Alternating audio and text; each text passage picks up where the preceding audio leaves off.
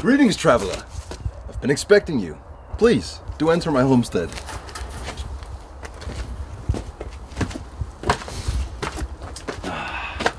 Make yourself at home.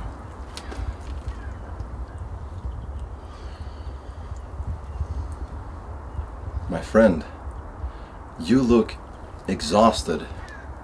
Weary from battle, I presume? Well, in that case, you've certainly come to the right place. I assure you that I have everything you could possibly desire. By the looks of you, you are certainly strong enough to handle my potions. Have you come to browse my wares? Or are you perhaps here to plunder me?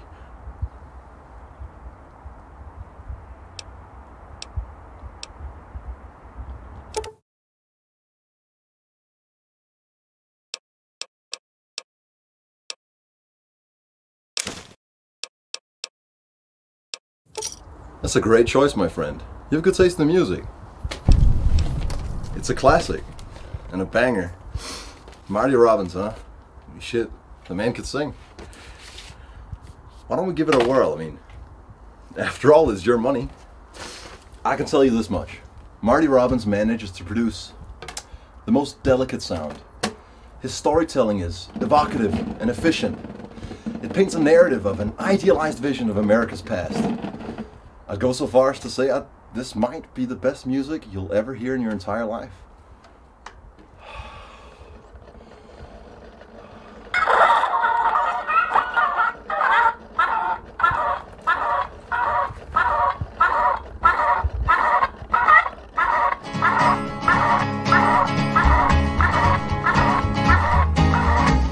To the town of our free rode a stranger one fine day.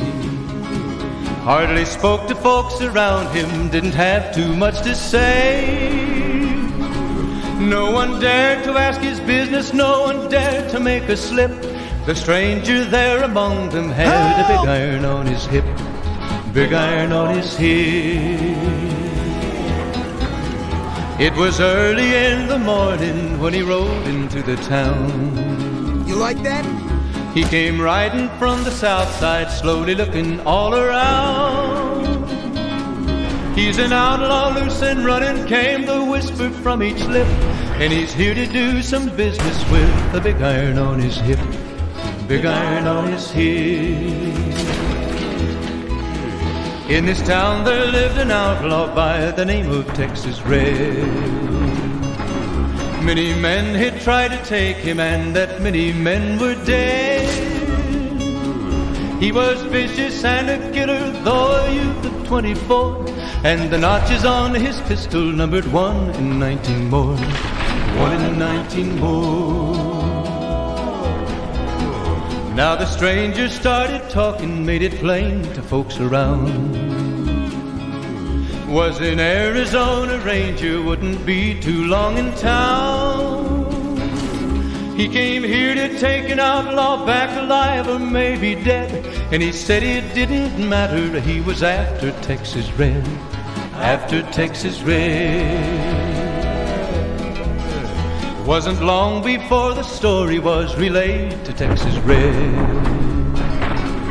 But the outlaw didn't worry, men that tried before were dead. 20 men had tried to take him, 20 men had made a slip. 21 would be the ranger with the big iron on his hip, big iron on his hip. The morning passed so quickly, it was time for them to meet. It was 20 past 11 when they walked out in the street. Folks were watching from the windows, everybody held their breath. They knew this handsome ranger was about to meet his death, about to meet his death. There was 40 feet between them when they stopped to make their play. And the swiftness of the ranger is still talked about today. Texas Red had not cleared leather for a bullet fairly ripped, and the ranger's aim was deadly with the big iron on his hip, big iron on his hip. It was over in a moment and the folks had gathered round. There before them lay the body of the outlaw on the ground. Oh, he might have went on living, but he made one fatal slip when he tried to match the ranger with the big iron on his hip. Big iron on his hip. Big iron, big iron. When he tried to match the ranger with the big iron on his hip. Fallout New Vegas is hands down the best mod loader tutorial in the world, and also a great game. I decided to make a video about it, and now I'm sitting here with 15 terabytes of footage spanning over 60 hours. How in the world am I gonna leverage that into one comprehensive, digestible piece of content? The answer is one step at a time. Instead of completely overwhelming you by trying to unpack everything at once, I've decided I'm gonna introduce you to all the game's concepts as I became aware of them. I think it's more fun that way, and I'm not doing the other thing. Starting with the installation. In 14 hours, I managed to install the game and get it working with about 20 different mods. By all means, a bare bones installation, meeting the bare minimum to even get the game running. And to get you running, seeing as walking the entire Mojave Wasteland makes you an entire waste man. Also a few quality of life additions like animations, multi-pixel textures, modern computer effects, and a distinct lack of game-breaking performance issues. The very first thing I did was go back to the drawing board. There's something wrong with the game. And then within a relative time frame, I got the game working. For now. This is your protagonist. I went with my primal instincts on the character creation and made a Hispanic punk rocker. I sacrificed intelligence and perception so I could max out strength and endurance. As for skills, I doubled down on unarmed, melee weapons, and as a wild card also speech, so that I can talk myself out of any situation my fists can't handle. I'm also hot-blooded and schizophrenic. So I tried to punch a robot who immediately shot me with bullets. After falling face first terminal velocity into the concrete learning curve, I took a different approach and punched some cattle, at which point the owner tries to fairly settle the dispute. This interaction bothered me, so I killed him with my bare hands, took his rifle, and went on a bit of a senseless homicide. When I got to Easy Pete, I was introduced to the Vault-Tec assisted targeting system. It's very good. I became vilified in Goodspring and fucking killed everyone in town, including all the main questline NPCs, then started walking in a direction. I'm starting to get the hang of this. As I exit Tutorial Town, I get the last chance to change anything I want about my character. Here's the actual skill spec I'm running. Everything into agility, barter for financial security, sneak, cause I love stealing. Stop! You violated the law! And guns. I don't have to explain myself. Wild Wasteland trait for all the special encounters, and claustrophobia once more just for the fuck of it. By the way, don't you ever pick claustrophobia. More on that later. Finally, I changed the name to Bossman because I like ad revenue. And on the subject of revenue, the Ducky Vinyl figure is now shipping in the real 4-dimensional metaphysical world. To initiate yours, go to the URL and activate it. With money, the shipping's free worldwide. And if you can't afford it, a fair compromise would just be to watch my Fallout video instead. There's a couple things I want you to pay attention to here. Instead of pressing F5 to quick save, I do it manually for the first 40 hours of gameplay to really immerse myself. I also accidentally left the mysterious broadcast on, so it played this horrendous music on loop for 2 fucking hours. After escaping the Psychosis soundtrack, I gathered myself mentally and came upon the NCR Correctional Facility. I avoid detection and jump the fence. This was an intense situation. I didn't know what to expect, and to be honest, I was scared as shit. I carefully sneak up on the guard with the intention to assassinate him, as to not alert the entire facility. I equip the razor blade and go for the stealth kill. Damn! I don't know why I thought that would work. Anyways, I managed to take out the powder gangers and make my way inside the facility, where I came upon my first intense combat encounter. I got to experience the absolute adrenaline rush that Fallout combat provides.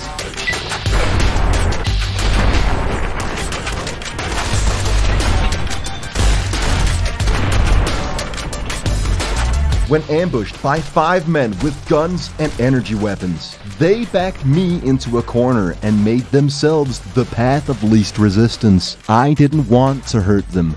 They forced my hand in the matter. Fun fact, the grenade launcher is extremely effective at melee range. That is if you don't mind losing an arm and crippling your torso. Now if you are a Fallout enthusiast, you may notice that I cut out VATS targeting and a myriad of things that I do on the Pip-Boy, such as using stim packs, healing limbs, switching weapons, and all sorts of general micromanagement. This is purely for cinematic purposes. I'll have you know, you just watched 10 minutes of gameplay in 15 seconds. I loot all their corpses and the entire facility as per the intended gameplay, and exit the building 5 times as powerful as I entered it. This is where Bossman's misadventures took a turn for the worse. I randomly stumbled my way into Quarry Junction, an encampment of Deathclaws, an enemy so vicious that they can one-shot even an endgame courier with power armor. In retrospect, it was actually impressive that I even killed one, but at the time, I felt like this game had a very rough learning curve.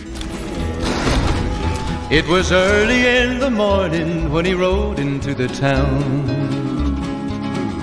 Can't believe anyone actually made it through from the north, what with all the Deathclaws at the quarry. Yeah, no shit. The worker told me it's too dangerous to head north. I immediately disregarded his advice, got repeatedly violated by Deathclaws, then after a couple bouts of trial and error, I yet again found a new direction to walk in, and came upon a hidden valley with scorpions and bunkers that, much to my dismay, required a very high lockpicking skill. I knew every lock I couldn't pick would autistically bother me, so from this point on, I immediately started maxing lockpicking. I became a machete warrior. Killed an abomination and started making my way up Black Mountain. When assaulted by invisible mutants, I knew I had come to the wrong place. I ran for my fucking life and decided to actually play other aspects of the game than shoot and run. I made my way to the Followers Outpost and decided to immerse myself in the game's deep dialogue options. Stay alert. For every passing second, I get more immersed in this fever dream of a game. Right next to the Followers Outpost is Camp Golf. This was my first run-in with the New California Republic. Hattie. Now on the surface, these guys don't seem altogether terrible. They strive to uphold democracy, personal liberty, and the rule of law. But here's the thing. I have a problem with authority, but it's a visceral emotion that I can suppress for the time being. So I decided to accept my first quest. You're welcome to try, hell. Unite the misfits and turn them into cold-blooded warriors. At this point, I had the vocabulary of Lil Pump. I'm a millionaire, but I don't know how to read. Nope. And the articulation of a 100 Gex song.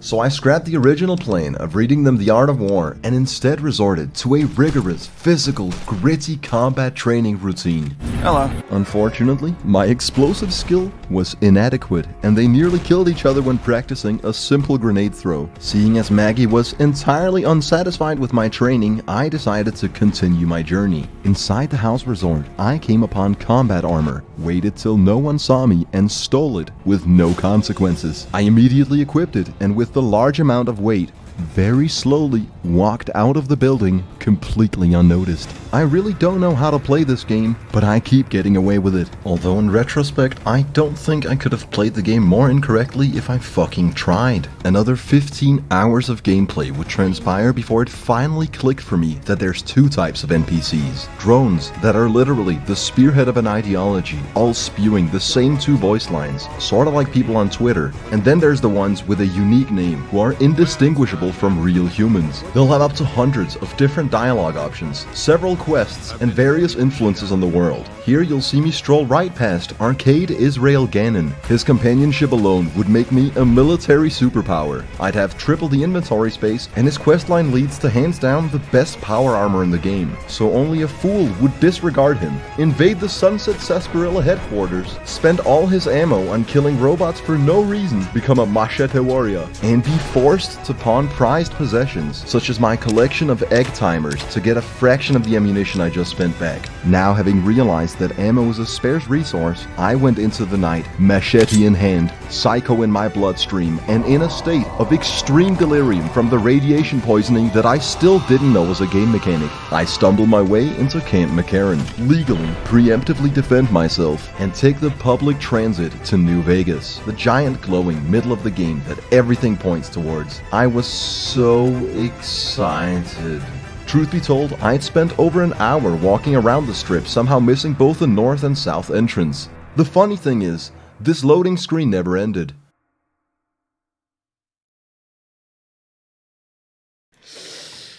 Yeah. So, I fiddled with ModLoader for 40 minutes. Now, New Vegas crashes if I Alt-Tab, but as with every part of the process, we compromise, and then it just works. Howdy, partner! Welcome to New Vegas. I'm greeted by a Securitron who refers me to the Lucky 38, where I'll be able to meet the infamous Mr. House, but not before researching the premises and familiarizing myself with the local culture. Hey there, friend. A bit of advice. You look like you could use some protection. Lucky for you. By lucky, he means killing the people inside the casinos, and by protection, he's naturally referring to his selection of ceramic guns and switchblades, of which I needed none. Yet. So I go talk to Mr. House, and he asks me to retrieve a prized possession. Now this is where I begin to unravel the story. So hold on, cause it actually makes a lot of sense. The Platinum Chip, the uttermost plot device of the game, was in your hands and it was your mission to deliver it. This was before the intro cinematic, where Benny shot you in the head. Truth is, the game was rigged from the start. Twice. You get dug out of a grave in Goodsprings because you have damn good cranial genetics. That's where the game begins. Through a series of events determined by the stupidity of the player, I, as the player, now stand before redemption. Opportunity for revenge against the bastard who conned me, but not before pursuing my high-minded ambitions. I lost nearly all my money on the roulette, until my last bet, at which point I started winning it all back. Once I was on a roll, the game crashed, and I swore to stray off my hedonistic path. Had I simply abused loading a save, I could have made off like a fucking bandit. But I was deeply committed to playing this game start to finish, with my actions having real consequences. So in Freeside, I found the Silver Rush, the largest retailer of energy weapons in the game. At this point, I decided to abuse save states. It's a technique where you load the game over and over again until you get the desired result. So after dying many times, I loot the Van Graff key and the Plasma Caster. I then walk right past the Van Graff safe and meticulously, systematically scan every inch of the building for nothing but mere scraps. Then walk right past the safe on my way out. Feeling like I just took them for all they had, I then resume my quest for absolute vengeance. It's time for Benny to die.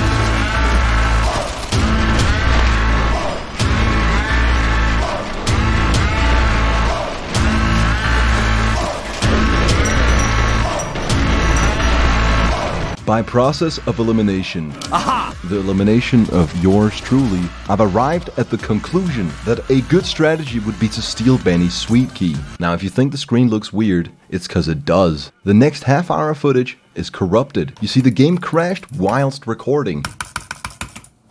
Great stuff. We could keep it zoomed in, but actually, the black bars are dope cinematic immersion. So anyways, inside Benny's suite, I meet this unimposing, kind fellow named Yes Man. Hey! Hi there! Presuming that he's a wacky side character, I started doing everything he told me without hesitation. The first order of command was to disobey Mr. House's orders and instead take the Platinum Chip to a secret underground facility. I didn't question this in the slightest. Have you come to Nelson seeking your death, profligate? In my attempt to pickpocket a stranger, I instead have my first encounter with the Legion, Fallout's faithful recreation of the Roman Empire. That is, if they were misogynistic boy-toy twinks that fuck dogs and enslave women. So pretty much the only discernible difference is that these guys have guns. I'm brought before a Rastafari for questioning. I skip his boring ass dialogue and keep going. Ranger Nilo came at me with an interesting proposition. There are NCR hostages held up at the nearby Legion encampment. I could use a few doses of Psycho to juice up a gang of soldiers and go in guns blazing. But why the fuck would I want to save NCR hostages when I can tell Nilo that I sadly only have personal use amounts, shoot the hostages in the head, and still collect my paycheck from the NCR for putting them out of their misery? It was at this point that I began to grasp the fundamentals of the game.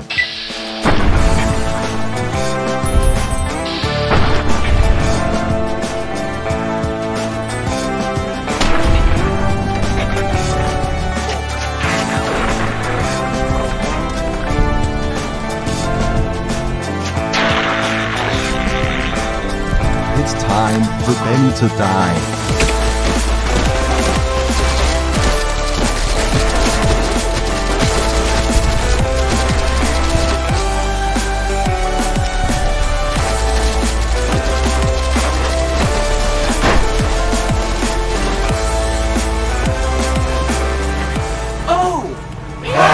What if I want to take over the world? Then I'd have to help you. The plot thickens.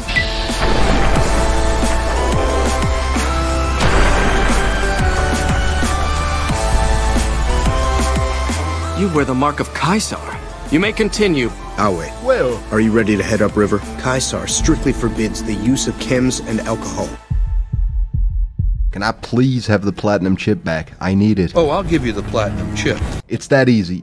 Yet another dub. Feign loyalty and elude you'll do someone's bidding. That's exactly the best point to betray them. So just to recap, we're currently entering a weather station inside Kaiser's Legion encampment. Mr. House is very surprised to see us considering he didn't tell us about this place at all. I like to think you have enough sense to do the right thing. But he's reassured that this is not a betrayal. We are simply here to upgrade his Securitron army. With savage hatred, I destroy everything on site, use the platinum chip to upgrade the Securitrons, then destroy the generator so I complete both quests, fuck both my employers, and serve my own best interests. A running theme you'll come to find, much like my stupidity and ignorance. I really have to admit, at this point I had barely any idea what I was doing. I understood a mere percentile of the game, and I was definitely still getting the basics down. Soon it would dawn on me just how much I fucked up. But for now, ignorance was bliss. Having betrayed Mr. House, one of the biggest players in the Mojave, the Lucky 38 is now militarized. At a right level 9, I decide I'm ready to single-handedly take on functionally an armed fortress.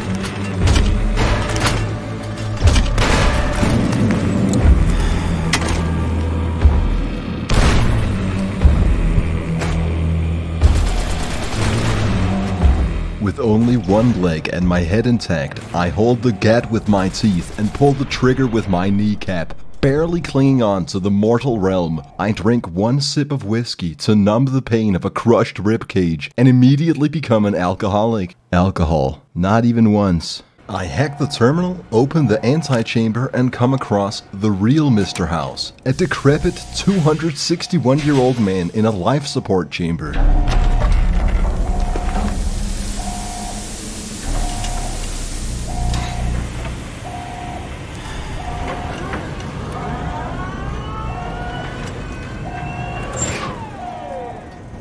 Why have you done this?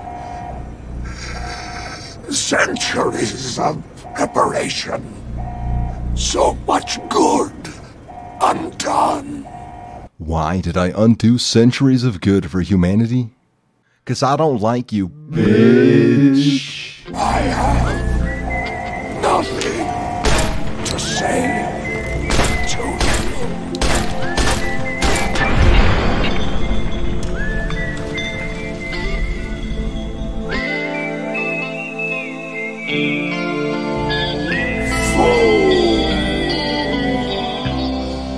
All in a day's work. Now all I gotta do is return to Yes Man. I've but a single leg to walk on. No meds, food, or performance-enhancing drugs. And worst of all, there's a great many angry men between Boss Man and Benny's suite.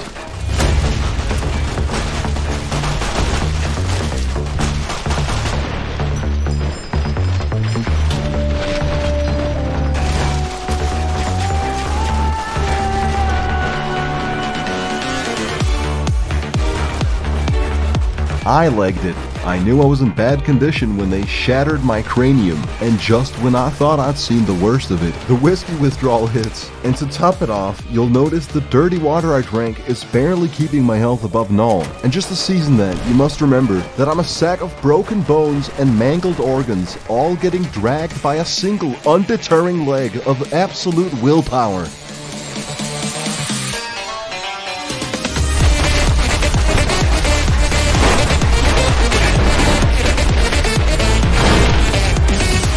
Okay, they were too plentiful and too powerful. A real man knows when to set his pride aside and pursue a tactical retreat. I made my way to the fort and continue to parade as an ally of the Legion. For destroying Mr. House, I've become accepted by their people. This gives me access to valuable information like the location of the boomers, and equally relevant, now their medic will actually provide me with healing powder. It doesn't do much. However, it's here at nearly 8 hours of game time, I discover that you can sleep in beds to regenerate all your health and cure sleep deprivation. Absolutely jarring revelation here. Another nugget of wisdom procured by Sweet Talkin' Caesar is that in one of the Hidden Valley bunkers hides a fanatical, irregular military force known as the Brotherhood of Steel. How the hell did you get in here?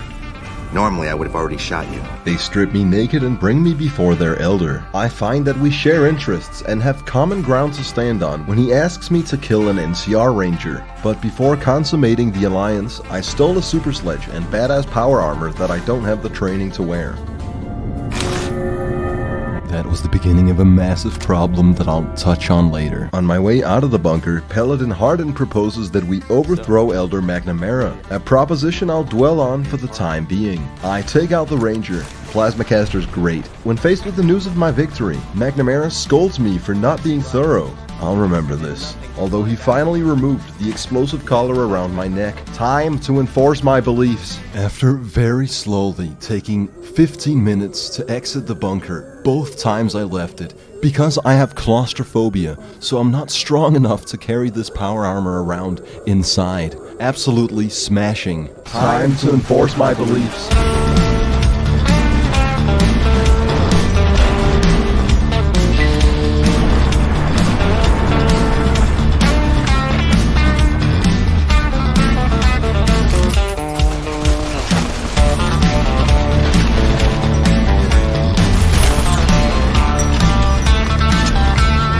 I tried a myriad of different strategies to overcome the casino staff, and no matter what I seemed to throw at them, they tore me to pieces time and time again. I felt as if my efforts were in vain, but I was merely climbing the tall ladder of a learning curve this game has. I was adapting, evolving, and most importantly, overcoming. By that, I naturally mean die 8 times in a row cycling through all my supposed most powerful weapons.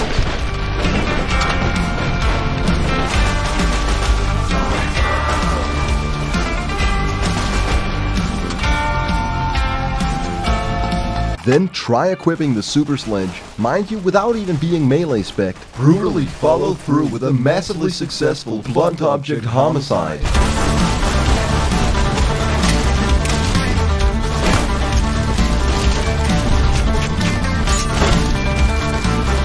Which made me realize that in this game, circumstantially, melee weapons are fundamentally broken.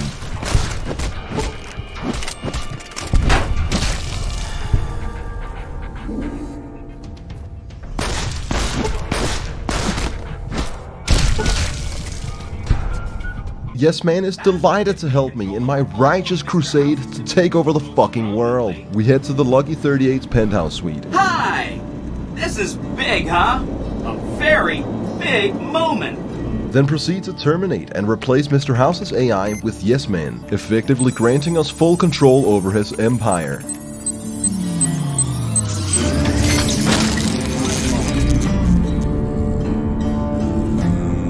Wow! We upgrade the Securitrons to have shoulder-mounted rocket launchers and begin manufacturing an army. There was even this lovely demonstration.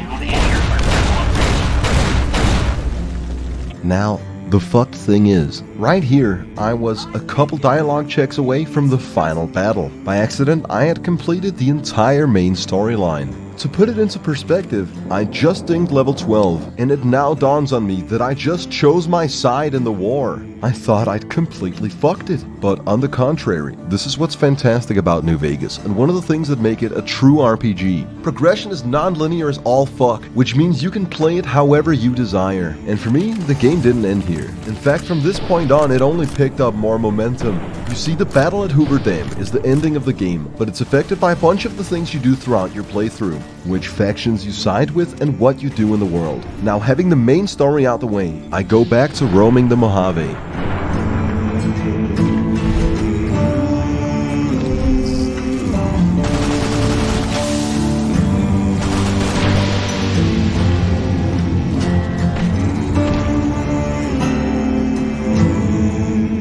Now see, I think this is pretty cool. I've blasted through the entire main story progression, yet a handful of Cazadors still prove a deathly challenge.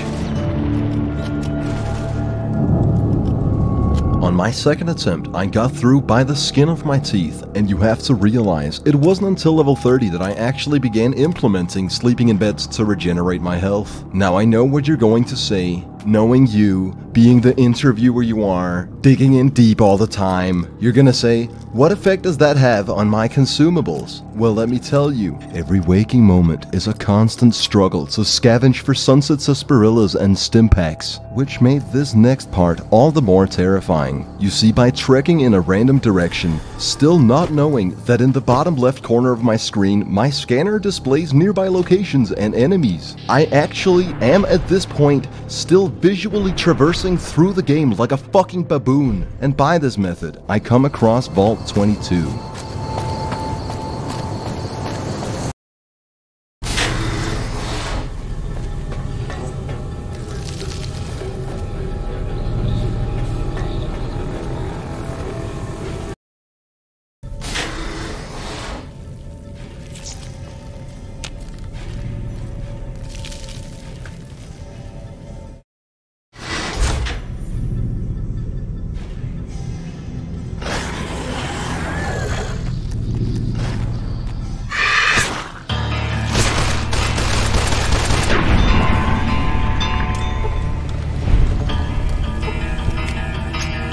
Vault 22 has some of the best atmosphere I've seen in a video game. The overgrown lab with the creepily unnerving sound design would be enough, but when coupled with data logs that fill in bits and pieces of a tragedy, you slowly uncover the unnerving truth. The deeper you go, the more apparent it becomes that the plants took over. This hypothesis is entirely enforced when suddenly you also have to worry about poker-faced zombies hiding in plain sight, blending into the environment like some type of fucking nightmare. I don't like horror games, because they don't make me feel horrified. Vault 22 had chills down my spine, and it certainly rekindled my long-lost anxiety. I think the vaults are a prime example of how ingeniously well this RPG is designed. On the first level, there appears to be no enemies. I scavenged through overgrown and mutated labs. This is horror done right in a video game. I'm fucking terrified, purely as a result of the abhorrently fitting sound design and bizarre visual spectacle. Now, if I could repair the elevator, I'd be able to skip a whole lot of trouble. But art imitates life, and much like me, my Fallout character is the type of guy who needs a man around the house.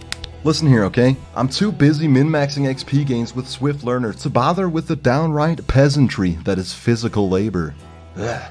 What I mean when I say this is a true RPG is that the experience is constantly shaped around your character's traits, past choices, and your playstyle. Nearly every area is worth scavenging, and if you actually come upon notable loot, it may very well become a part of you.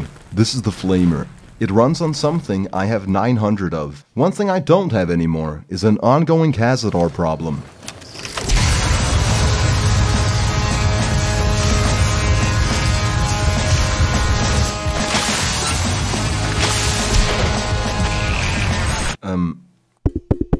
Is this thing on? Alright. To cut a long story short, over a 2-hour period, I scavenged the entire vault, accessed every level, and took care of the egregious infestation. And then I came upon something fascinating, which happens to be one of my favorite things in New Vegas: random wasteland encounters. Envision this: you're a measly mailman still coming to grips with everything. You don't quite have it all down yet, but you got a spring in your step, a glint in your eye, and your heart on your sleeve. You come upon a man who quite clearly is walking in a straight line towards a woman, gunning her down. And I don't just mean a single bullet or two. He's unloading several magazines unrelentingly, like a fucking Terminator. I assume mission success on pickpocketing him, when unexpectedly, he 180 lasers me, Slav squats, and rips this piece of dialogue. Did you see that? That crazy bitch just attacked me out of nowhere. Every area in the game is unique and fleshed out. Your encounters aren't repetitive, the voice acting's fantastic, Crazy bitch just attacked me out of nowhere. And I still can't fathom that I didn't fast travel for the first 15 hours of gameplay. But I need to get off this tangent, because hear me out, the game has 4 DLCs, and I've shown you none of them yet. So let's go back to chronological storytelling. After Vault 22, I investigate a crashed satellite at the Mojave Drive-In, which exudes mysterious behavior exactly at midnight. It turned out to be the gate point to Old World Blues. Spoiler alert, I played all the DLC, and this one was my absolute favorite.